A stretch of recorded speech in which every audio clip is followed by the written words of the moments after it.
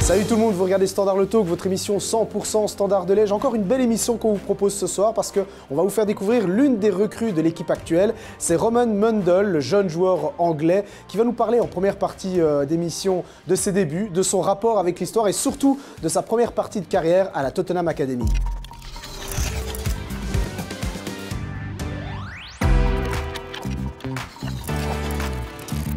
My name is Romaine Mundle. I'm 20 years old. And I was born in London. I think it's fantastic. Obviously, everyone's close together. It means like one family. And just game days and stuff like this, when the music's playing, everyone's looking at each other, everyone's getting into the game mode. So I feel like it's a very nice locker room for someone to get ready for the game. So growing up, it was more just watching my older brother play as well, because he was playing. I remember one time we went to a tournament. It was his tournament, and obviously, half time when the boys came off, I would just go on the pitch, start kicking the ball around. At first, that was probably the first moment I started falling in love with football. Obviously, I had a ball at my feet at all times when I was younger. I always loved football, watching it growing up as well. And at that tournament, that was the first time I got scouted for Tottenham.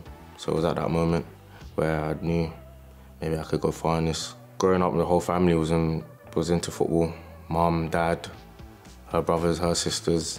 So everyone I knew was just involved with football. My uncle used to play as well. So growing up, it was football. That's what it was. To be honest, growing up, I've always loved watching Messi. I feel like it's #1 for me, the best player ever. Growing up, I always used to watch him, how he moves with the ball, and just probably just working how I could somehow just take what he does into my game, which is slightly impossible, but just watching him just made me amazed by him. It made me fall in love as well. I love Ronaldo as well. Both of them are amazing. Both of them are amazing, but two different players, you know. So watching growing up, it was just Messi. The first training ground that I went to was probably like a Sunday league pitch. It was just like a field where all the boys just got together and we used to just train in one facility. Then over the years, we started to move places. And then Tottenham grew as a club as well. And then financially, they made into a very top training ground in Enfield. So over the years, it hasn't always been that training ground, but I've been lucky enough to see how obviously the club is growing. And yeah, it wasn't always nice, but it started off well, just training, and then just kicked on from there. To be fair, at the start, I just was doing it for fun, you know. But obviously I was serious about football, but I was just trying, my main object was have fun with what I'm doing. At that age, it's probably the most important thing, just have fun, see where it gets you. It was hard as well, difficult. I was one of the smaller boys with playing against other players as well, but I never let that affect me. But growing up, yeah, it's always been about just having fun. Yeah, 100%. Always wanted to. I felt like for me it was either football or nothing, because football was a big part of my life. So yeah, it's always been about football. There's been a lot of boys over in England as well, League One, League Two. Some are playing in the Prem. There's a lot of players. Malachi is playing for Cardiff right now, Keon as well. Yeah, a lot of the boys. Obviously, I don't know off the top of my head, but there's been a lot. I was small, but technically, just ball by my feet. I know I always had that edge coming up against other players. So I always told myself, if I'm not going to be the biggest, just do the work with the ball at the feet, and hopefully that can get me somewhere. And it did, to be fair. So I said to myself, like, I will grow, I'll get bigger, I'll get stronger. But as long as I got the technical stuff, then I can go far with this. For me, it's just off the cuff, really. If a player comes at me, just protecting the ball, twisting, turning. Obviously, different skills for different scenarios that I'm in. But it's more just, I don't think about it, it just happens.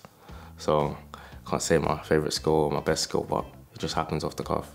I would say probably recently maybe competing in the youth league.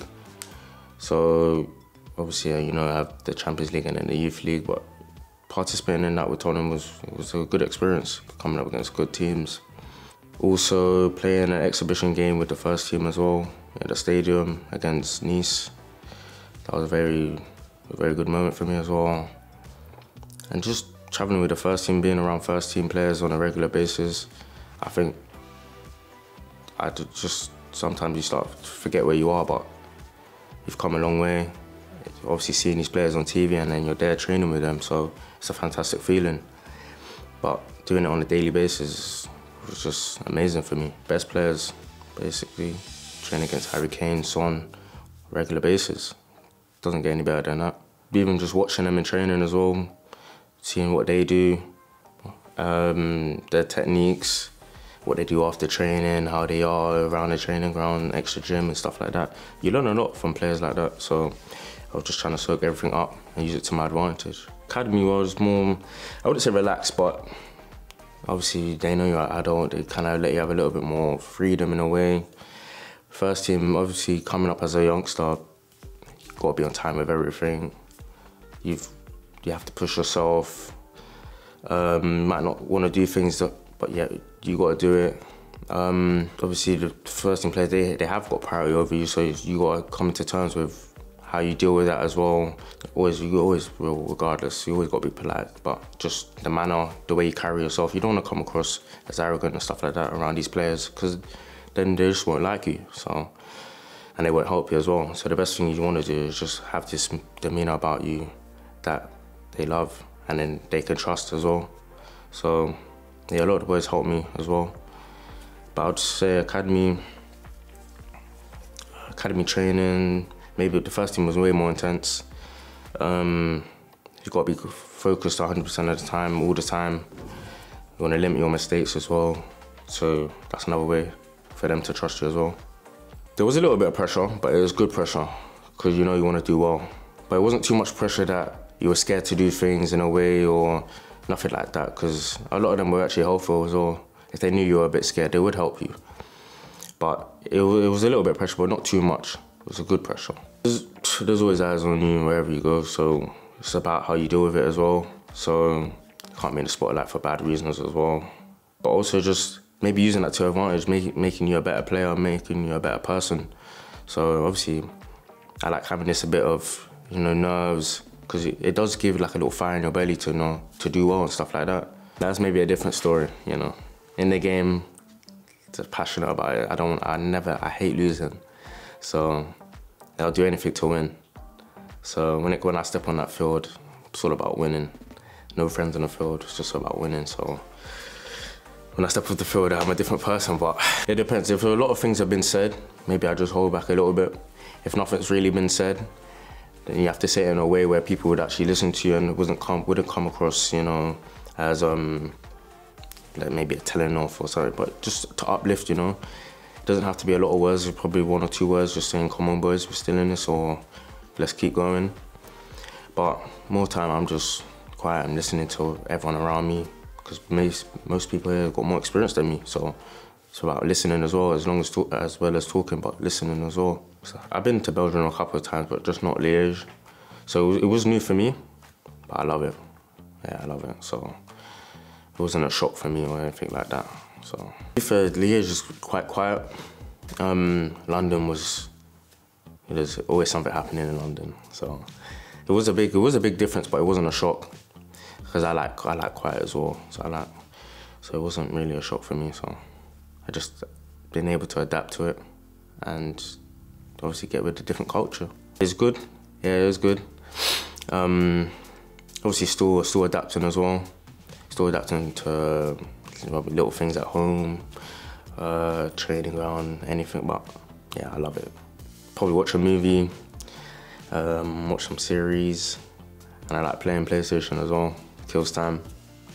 Also just to like relax at home, don't really go out that much, but obviously it's good going out as well, but just chill at home, just relax. I try to limit it. Obviously, I know sometimes you need a breather from football, but if anything to do with football is near me or it's on or I'm involved in it, I have to just get involved because I love football so much. Whether that's maybe watching some of my brother's clips and giving him advice, because my little brother's a footballer as well. So I could do anything to help him. So anything involved in football, I'm getting involved in. It was a tough step. It was a step for me to gain first team experience. So I wanted to make that step from academy football to first team football on a regular basis. So it was a tough decision for me. A decision that took a lot of thinking time as well, because I was there for 15 years. So, but yeah, it was mainly a step for me to play first team football and to just gain my experience and obviously show the world what I'm about. Just something you have to adapt with. I wouldn't say it was hard, because this is what I wanted to do. So I'd say if it was only hard if I didn't want to do, but I go back to London a couple of weeks, you know. So it's not that bad. It's only a 2-hour drive, train journey as well. So it wasn't a thing where I was like, oh no, I have to stay, I have to stay. If it's for football, then I'm taking that step, you know. Contact my family every day. They try to come up here as often as possible as well. So yeah, they always check up on me as well, and I check up on them. So it's not like I'm missing my family, because we speak every day and stuff. They all do. Yeah, my 2 brothers, my mom and my dad, they all do. So there isn't the best. They're all level playing fields, equal. They just say, just go and be me. Just do what I've been doing. Obviously, it's got me to this step. Just keep being you, listen, taking advice, ask questions, and just carry on being you and work hard. Yeah, I knew Wits will play for the club as well, so I knew the club in Belgium. There's been a lot of good games and a lot of good teams coming from Belgium, so it's hard not to know about the club and the league. So when I heard obviously they were interested, I was very happy about it as well.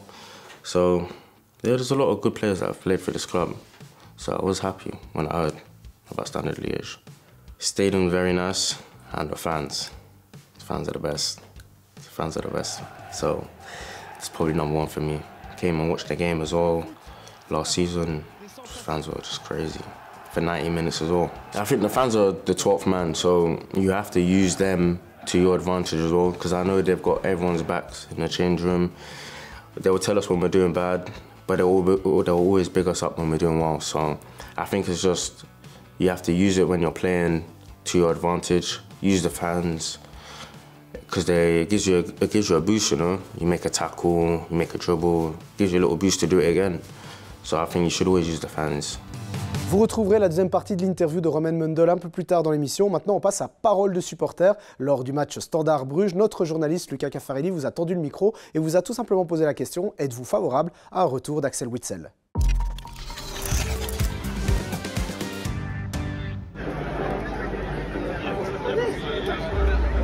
Ce serait une très très bonne idée, parce que Witsel dans l'équipe actuelle, ça peut faire quelque chose. On pourrait peut-être viser le top 6. Et surtout Witsel il a l'ADN Standard, donc voilà, ce serait magnifique. Moi je trouve que c'est une très bonne idée, car ça amènerait de l'expérience dans le milieu, et Witsel est toujours le bienvenu du Standard. Ce serait une très bonne idée, ce serait un très bon signal, parce qu'on ramènerait un peu les enfants du pays à la maison, et puis Witsel pourrait revenir. C'est encore un joueur qui est capable d'être au top niveau, qui mérite le top niveau, et donc qui pourra apporter son expérience, sa crédibilité au Standard. Très bon choix. Ouais. Parce que c'est un enfant du club, il est le bienvenu, quoi. Ah oui, ce serait incroyable. Ce serait incroyable quand on voit comme d'autres clubs comme Anderlecht arrivent à ramener d'anciens joueurs phares. Ce serait incroyable que ça puisse revenir au Standard. Moi personnellement, j'ai commencé à regarder le Standard, il y avait Witsel dans l'équipe, j'étais fan. Ce serait formidable de pouvoir le voir sur les couleurs rouges. C'est peut-être plus le cœur qui parle que la raison, mais je pense quand j'étais petit, c'était là que Witsel a commencé à jouer, a commencé à percer, donc j'ai beaucoup d'amour pour ce joueur. Et puis je pense qu'il a encore des belles choses à proposer, notamment dans le championnat belge. Et on voit que ça marche avec quelques autres clubs qui ont ramené d'anciens joueurs un petit peu plus âgés. Et je pense que Witsel peut faire une différence, peut faire quelque chose ici, oui. Moi je dirais oui pour le cœur, parce qu'avoir une vareuse avec Witsel floqué dessus, ce serait merveilleux. Après son niveau, je sais pas s'il est toujours bon ou pas, donc moi je dirais oui pour le cœur. Oui, ce serait une bonne chose. Maintenant, ça ne réglerait pas tous les problèmes de l'équipe, mais ce serait une bonne base. Et puis pour les supporters, je pense que c'est attendu et on espère vraiment qu'il va revenir, quoi. Ce serait vraiment un plus, forcément. Je pense que oui, forcément. Ici, vu les milieux qu'on a eu cette année, on n'est pas encore sûr de pouvoir les garder la saison prochaine. Je pense qu'avoir un 4 qui connaît déjà la maison, qui a l'expérience européenne, tout ça en plus, ça peut faire que du bien au club pour encadrer tous les jeunes et essayer de faire sortir de l'académie. Donc ouais, je pense que ça peut être que bénéfique, même s'il est là juste pour apporter son expérience au club. Oui, évidemment, ça reste Axel Witsel, c'est un enfant de la maison. C'est un très grand joueur, il a acquis de l'expérience à l'étranger, un peu partout dans le monde. Il a quand même joué la Coupe du Monde, la Ligue des Champions. Ça fait du bien à cette équipe. Je pense qu'il y a beaucoup de joueurs assez jeunes et je pense qu'il nous manque un peu d'expérience, donc ce serait parfait. Vous regardez Standard Loto, votre émission 100% Standard de Liège. On passe maintenant à un autre grand sujet, c'est celui du Standard féminin. Et oui, cette année, on va vous proposer quelques petits reportages qu'on a réalisés avec Jonathan Christodouléas, l'un des responsables du Standard féminin. Et il nous parle justement en détail de cette belle équipe et pourquoi il a décidé de rejoindre l'aventure du Standard féminin. Je suis Jonathan Christodouléas, je gère tout ce qui est opérationnel au niveau du foot féminin et team manager de la Super League.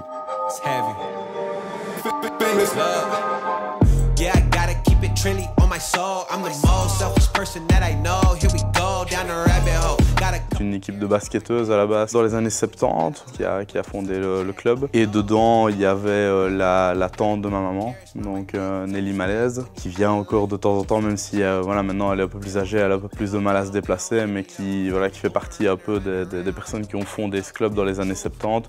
Et petit à petit, c'est un club qui a grandi, qui s'est étoffé, qui est devenu une structure à part entière du Standard de Liège.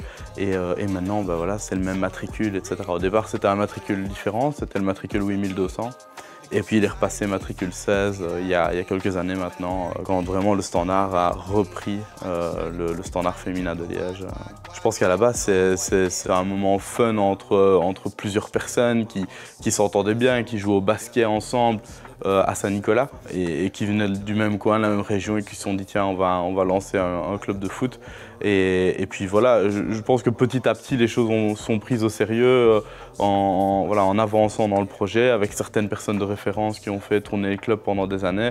Et voilà, on en est là aujourd'hui en 2023 avec le club qui a le plus gros palmarès au niveau du foot féminin en Belgique. Ça représente, si je ne me trompe pas, 20 titres de champion de Belgique, 9 coupes de Belgique, plusieurs titres de vice-champion, plusieurs Benelux qui ont été gagnés du temps où il y avait des Benelux, des Supercoupes. C'est quand même un club qui a un gros palmarès avec des joueuses emblématiques qui sont passées aussi par le club, certaines qui sont encore en activité maintenant, d'autres qui ont cessé leurs activités, dont notamment notre directrice actuelle, Ingrid Van Herle. Je suis un peu comme Obélix, je suis tombé dedans quand j'étais petit. Justement, la tante de ma maman habitait à côté de chez moi et j'ai toujours connu ce milieu-là, ce monde-là. Ça a toujours été mon club de cœur, etc. Donc forcément, oui, j'ai passé mes week-ends, j'ai passé mes soirées depuis que je suis tout petit. Et donc voilà, j'ai grandi aussi, j'ai grandi avec ce club. J'ai grandi avec le fait que c'est un club qui m'a apporté énormément dans mon assurance, dans tout ce que je fais, dans le boulot que je fais actuellement. C'est un club qui m'a apporté vraiment énormément. Oui. J'ai vu jouer Ferry, qui forcément, je pense, reste la joueuse la plus emblématique du club dans l'histoire. Donc Ferry Ferraguzzi qui a un palmarès incroyable, que ce soit en équipe nationale italienne ou ici au Standard, qui est passé par la Lazio de Rome, qui a vraiment une carrière, je veux dire, que beaucoup d'hommes envieraient.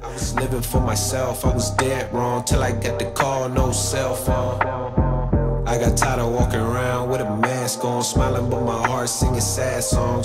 Yeah, I was living for myself, I was dead wrong till I got the call, no cell phone. J'ai jamais cherché à comparer le football féminin et le football masculin. Ce que moi j'aime vraiment dans le football féminin, c'est ce côté familial. Quand je viens ici, même au jour d'aujourd'hui, avec les joueuses qu'on a actuellement, c'est une famille. Et je pense que c'est ça la force du foot féminin. c'est qu'on reste, malgré l'évolution de ces dernières années qui est exponentielle, on reste quelque chose de très familial et de très particulier et à part. C'est un peu hors du monde masculin qui a un football business, c'est ça, voilà, je pense que personne ne s'en cache.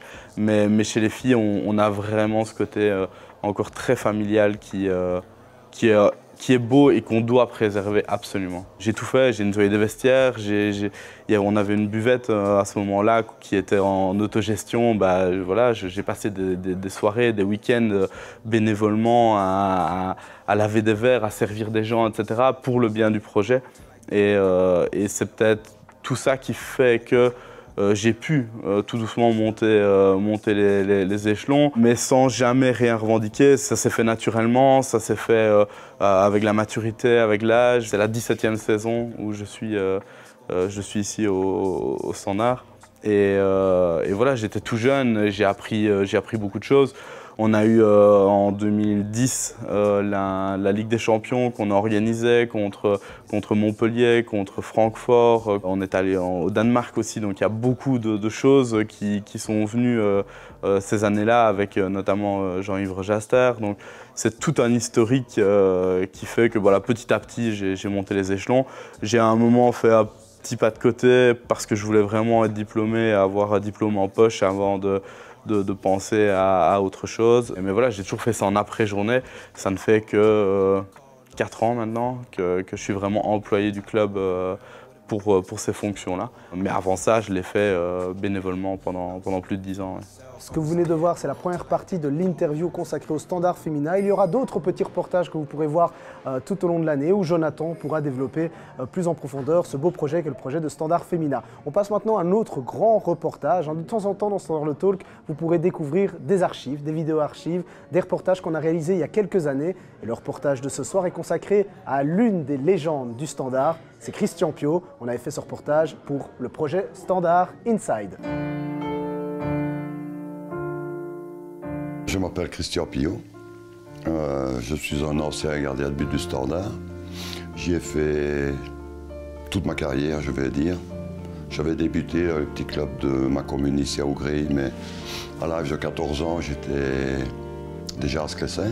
J'ai fait mes études de menuisier ébéniste, mais ce n'était pas mon truc et je me suis lancé dans l'apprentissage en boucherie-charcuterie. J'ai fait aussi mon apprentissage pendant 4 ans et 2 ans de patronat. Mais pendant les 2 ans de patronat, j'étais déjà intégré dans le noyau 1 du Standard.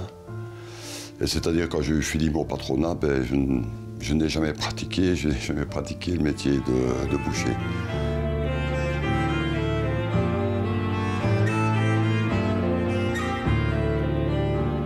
Je suis entré dans le noyau en 65. J'ai joué quelques fois en réserve, j'allais avoir 18 ans. J'ai joué quelques fois en réserve. En 66, j'ai joué un ou 2 matchs en équipe première. Jean-Nicolas était blessé, et peut-être le deuxième gardien malade, je ne sais plus, mais j'avais joué.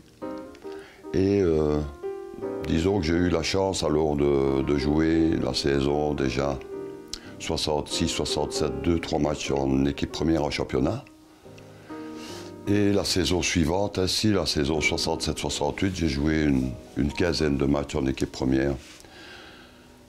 C'est la première saison qu'on a été champion ainsi, 68-69.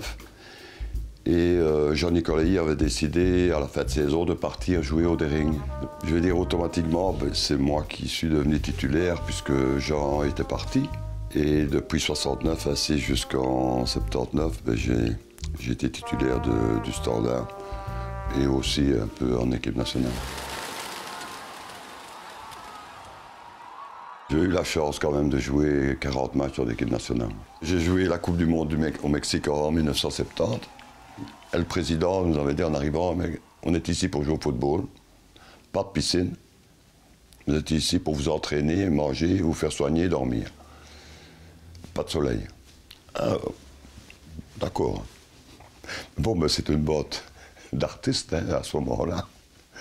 Et il y a des gars qui se levaient à 5 h du matin pour aller dans la piscine et se mettre au soleil de 6 à 8. Enfin bon, passons.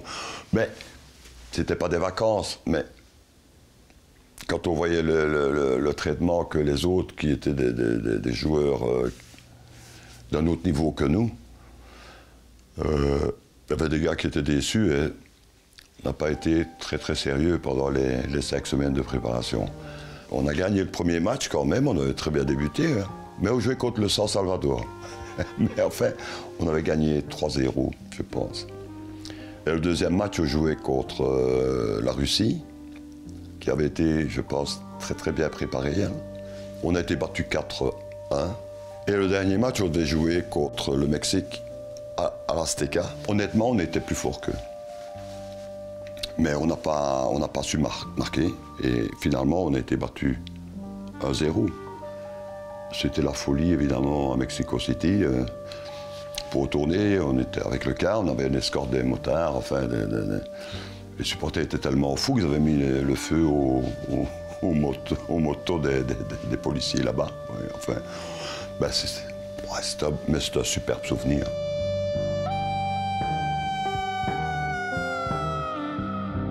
Voyant les cheveux longs, ouais, je veux dire 24 ans peut-être, je ne sais pas de quelle année c'est. Ouais, ou même 24, à mon avis, ouais. Comme c'était la mode des cheveux longs à cette époque, alors on avait presque tous des cheveux longs là. J'ai eu cette photo-là chez moi. Hein.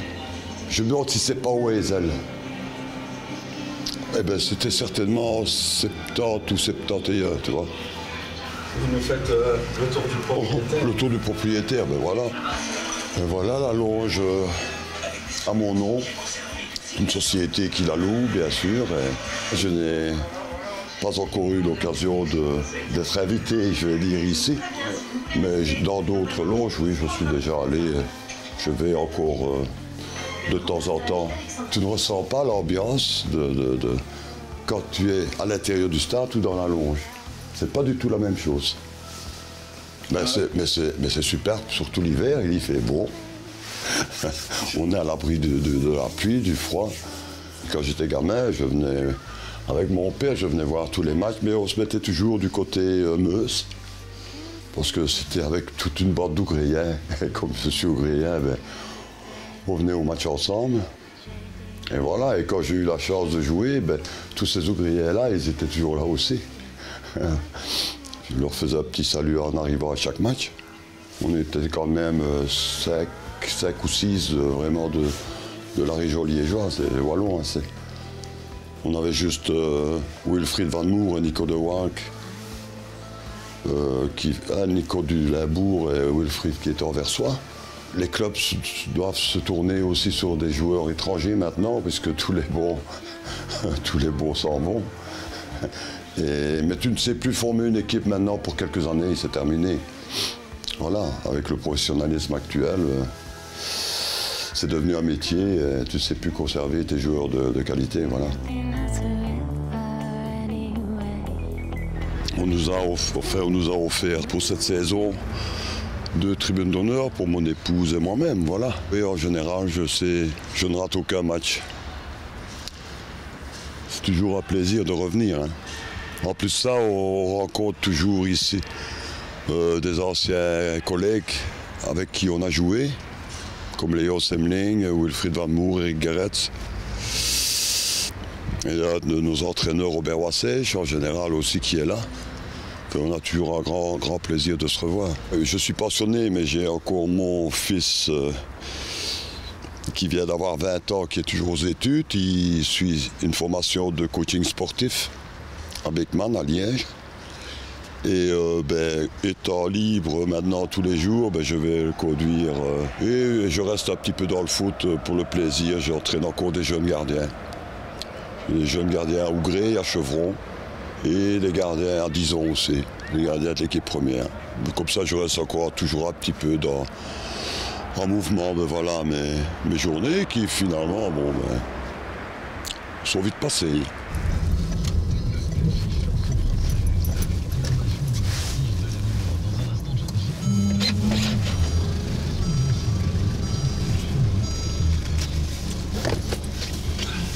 Ça a été fait. Oui. Et maintenant, au Rivageois, tu as quoi l'après-midi? J'ai droit. Ah, En droit. Bien. Et pour manger la dame. Tu vas être à l'heure, hein. Oui. On a fait plein d'exercices sur les appuis et tout ça, rien que des appuis. Avant, j'ai mal à la cheville.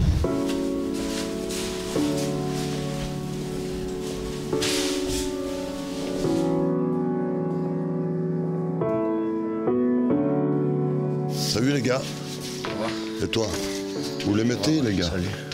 Pas celui-ci. Pas celui-ci, c'est Julien. Ça va fait? Ça va. T'as pris les ballons déjà? Ah ben je vais laisser. Les ballons sont là au bout. Pour lesquels? Ici. Ouais, ceux-là, ouais.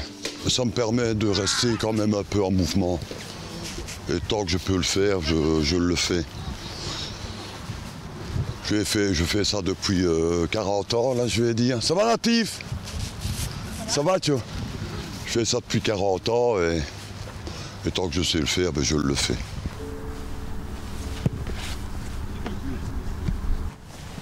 Extra, les gars, allez!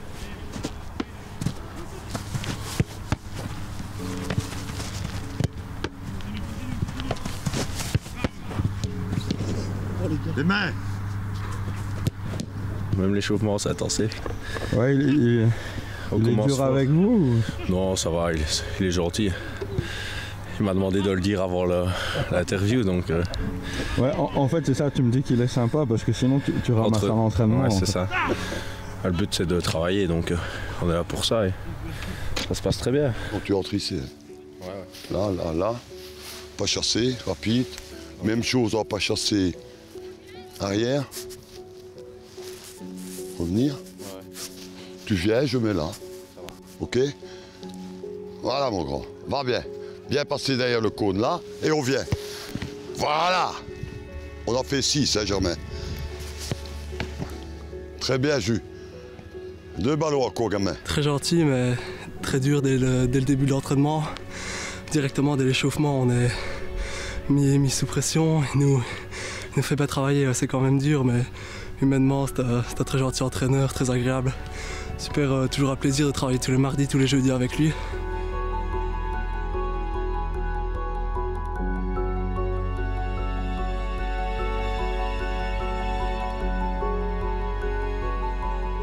Ah, encore une. Pour la mauvaise que j'ai donnée. Moi, je ne regrette absolument rien parce que moi, j'ai eu une période de foot exceptionnelle au point de vue sportif. On parle pas financier, puisque à ce moment-là, c'était pas l'argent qui comptait. Je vais dire qu'on gagnait honnêtement notre vie par rapport à un ouvrier d'usine, je vais dire. On peut faire aucune comparaison avec les salaires actuels. Tant mieux pour eux. On jouerait à cette période-ci, on ferait comme eux aussi, je crois. Hein. Maintenant, c'est devenu un métier. On ne trouve plus de joueurs sur les terrains de football maintenant qui sont vraiment clubmen. Moi, je le regrette.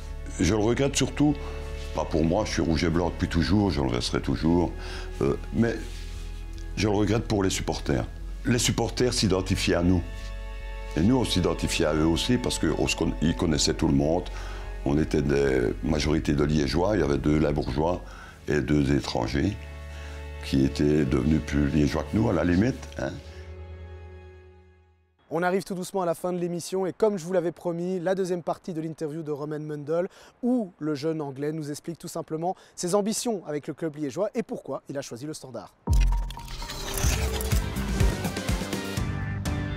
I think I like to isolate a player, so 1v1 attacking. I like getting into scenarios where it's me versus my fullback or me versus a man and I'm driving at them, trying to bringing players into the game, and I'm quite quick as well. I think it's the best scenario for me. Obviously, it came with Yayo's at Tottenham as well. And Carl's a fantastic coach, so you always got to listen to him, taking his advice, because he always wants everyone to do well. No matter if you're playing or not, he wants you to do well. So you should always listen. First of all, I just want to improve just being more effective, getting goals and assists. It's a big factor for me and a player that I am, so I can do these dribbles and stuff, but it wouldn't necessarily mean anything if I wasn't putting numbers up. So I need to be scoring, I need to be assisting. And also just defensive work as well. So working for the team, tackling, getting my body in, just being a nuisance really. I'm really working on that. So definitely right now score a lot of goals for the club. Score a lot of goals. For my whole career, just be the best player that I can be. But yeah, definitely score a lot of goals for the club. I'm very close friends with Isaac, Noah, Aiden. All of the boys I'm close with, you know, the goalkeeper Arnold. Everyone I'm close with. I made a lot of connections with everyone. But I knew Noah before I came. So yeah, I would say Noah. We go for food and stuff, do anything, but nothing crazy. But it's just the little things that count really. I can cook. Yeah, I can cook, so I cook for myself. Yeah, but I haven't cooked for anyone else yet. But I'm a good cook. I like cooking a good stir fry. So stir-fried rice. And then I do like some good chicken as well. Just listen to music and I'll pray. I'm religious, I'm a Christian, so I always think pray before the games, pray after the games. Yeah, just talk to God, have this relationship with God. And He will help me through these games, training, anything really. Pray on a daily basis. So yeah, that's my ritual, just music and prayer. I'm more of a relaxed guy, so I'm not really intense, so I'll be having conversations with guys, but it wouldn't be on football really, it would just be normal conversations, you know. Obviously, sometimes you don't want to be focused too much in the game because, you know, it could be negative, but just normal conversations around the change room, could be anything.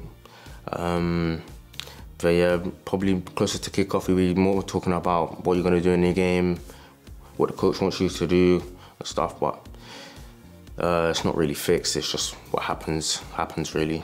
Everyone knows when you step on the field, you're 100% focused, but when you're off the field, you can just have a little laugh. You can get the team ready for the game in different ways. It doesn't always have to be focused on the game and just telling everyone what they need to do. It could be just normal conversations. It could be conversations what they're going to do after, or, you know, or what they ate before they came and stuff. So it doesn't always have to be just 100%, you know. Most of the time I would be looking at the person I'm playing up against. What does he do? What is he not good at? What he's good at? It's just about just psyching and just concentrating on just analysing the person I'm playing against really, because it goes a long way, you know, knowing what you're coming up against always could give you an advantage.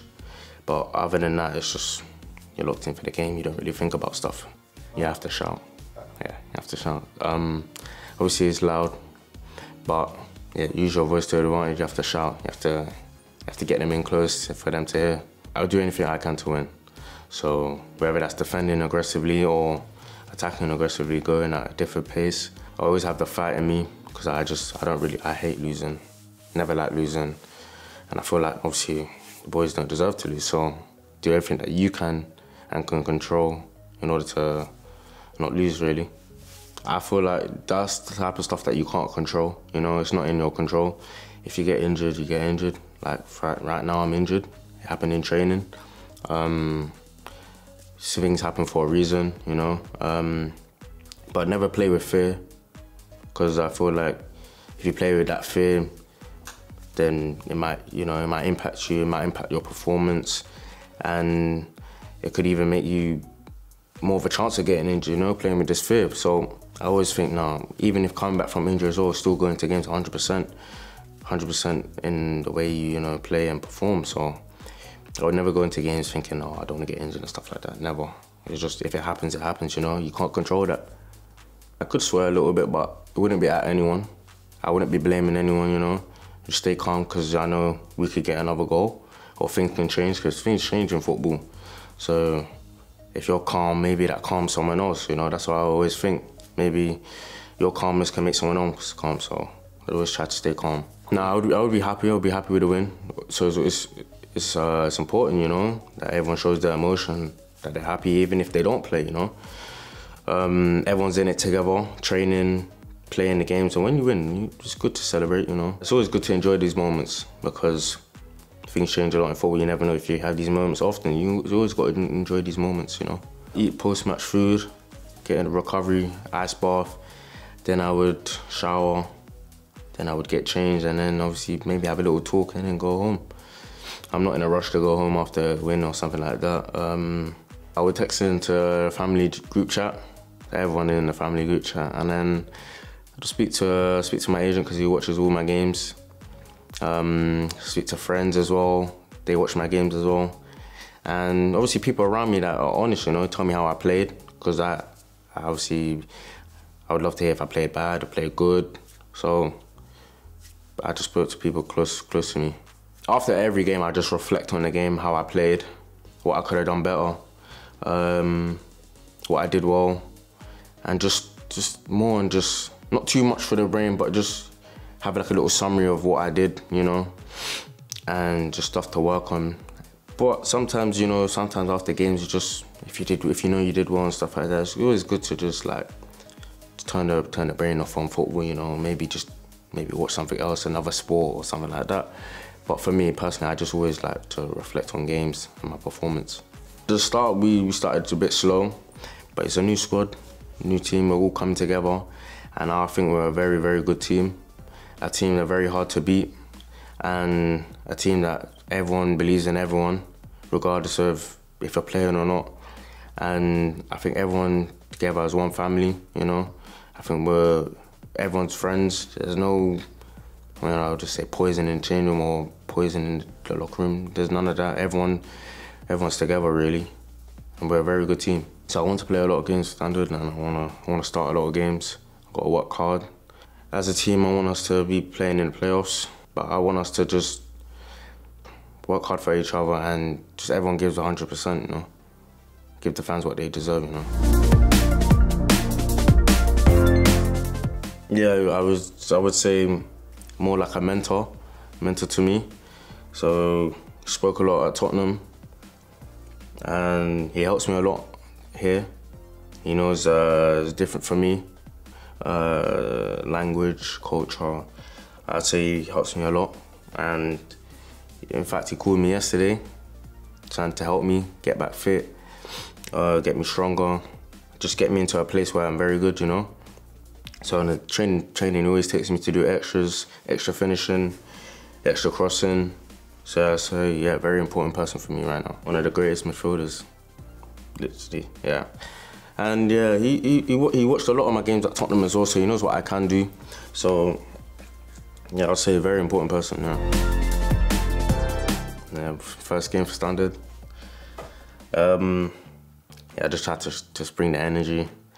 I remember it was new at the time. I thought, yeah, we can get a goal here, we can get a goal. Unfortunately, we didn't, but yeah, I felt good. It was different, obviously. First game, something new, start of something new, you know. Yeah, I just thought, get into a groove, get into the rhythm, and hopefully you can make something happen. But yeah, first minutes were a fantastic moment for me. Yeah, he helped me a lot at Tottenham. Training, he spoke to me a lot. We had laughs and jokes around the training ground. But also I was a winger, he was a winger as well, and I always used to watch what he did, finishing, crossing. He was perfect, he was very good off both feet. Yeah, so I'll say we had a very good relationship at Tottenham. He's very nice, he's happy, he smiles a lot, laughs and jokes a lot, but he also knows when to fully concentrate, and he'll push you. He'll push you a lot, yeah, but he's a very, very good guy. Yeah, amazing, best striker in the world. Seeing him finishing, how he moves, his voice in training as well, leader. Yeah, before every game, he used to, match day -1, he would go and take penalties. It's just the stuff that he did. I wouldn't say I'm sad. It's his decision. Obviously, he's top. He knows what he wants. Scoring a lot of goals for Bayern, so yeah, just amazing. I remember last season, we was fighting relegation battle. So it was tight at the bottom, but it was a moment for me where I felt like I could lead the team in a way. I started scoring a lot of goals for the team in tough moments, but I enjoyed every second of it. Even though we were fighting relegation, I loved every moment of it. Going into games and you feel that slight bit of pressure. but also coming up against other teams that were in the relegation as well. So you knew every point, every goal, every block, every defend was just crucial. But it also got me into, how do I say this? I probably took that experience as well from, you know, from that and brought it here, you know, because it's a proper league. I gotta make a choice. Yeah, sorry. I think for longevity, I say Neymar. Obviously, Hazard at Chelsea was unreal, but it didn't work out for Real Madrid. But I think Neymar, Santos, Barcelona, PSG even, and even in Saudi now, so both fantastic players. It's a very hard choice, but I'd have to say Neymar. Voilà, c'est la fin de cette émission Standard le Talk. J'espère que vous avez apprécié découvrir Romaine Mundle et tous les reportages qui ont suivi. N'hésitez pas à nous laisser un commentaire rsl@letalk.be. Dites-nous ce que vous pensez de cette nouvelle formule. Et je vous dis à la semaine prochaine avec à nouveau une belle interview consacrée à l'un des joueurs de l'équipe rouge. Ciao, ciao!